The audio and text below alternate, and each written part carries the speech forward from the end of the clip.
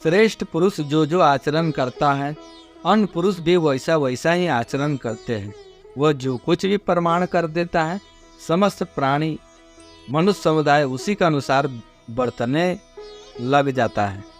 हे अर्जुन, मुझे इन तीनों लोकों में न तो कुछ कर्तव्य कर्म है और न कोई भी प्राप्त करने योग्य वस्तु अप्राप्त है, तो भी मैं कर्म में ही बरतता हूँ। क्योंकि हे पार्थ, यदि कदाचित मैं सावधान होकर कर्मों में न बरतूं तो बड़ी हानि हो जाए, क्योंकि मनुष्य सब प्रकार से मेरे ही मार्ग का अनुसरण करते हैं। इसलिए यदि मैं कर्म न करूं तो ये सब मनुष्य नष्ट भ्रष्ट हो जाए और मैं संकर्ता का करने वाला हूँ तथा इस समस्त प्रजा को नष्ट करने वाला बनूं। हे भारत, कर्म में आसक्त हुए अज्ञानी जन जिस प्रकार कर्म करते हैं, आसक्ति रहित विद्वान भी लोक संग्रह करना चाहता हुआ उसी प्रकार कर्म करे।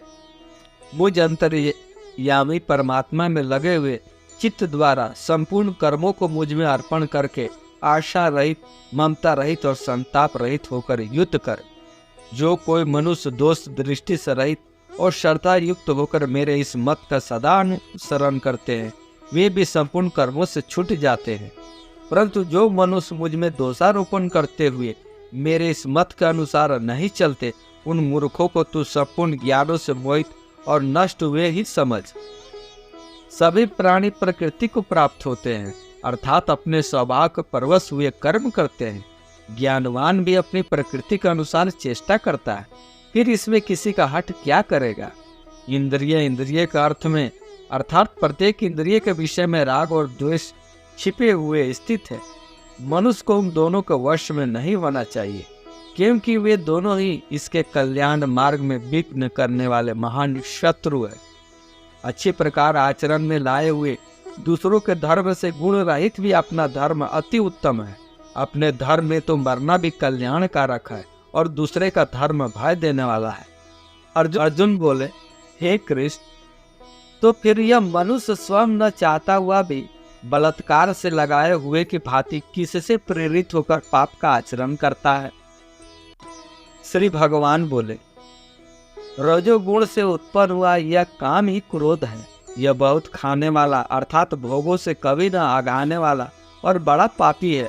इसको ही तू इस विषय में बैरी जा।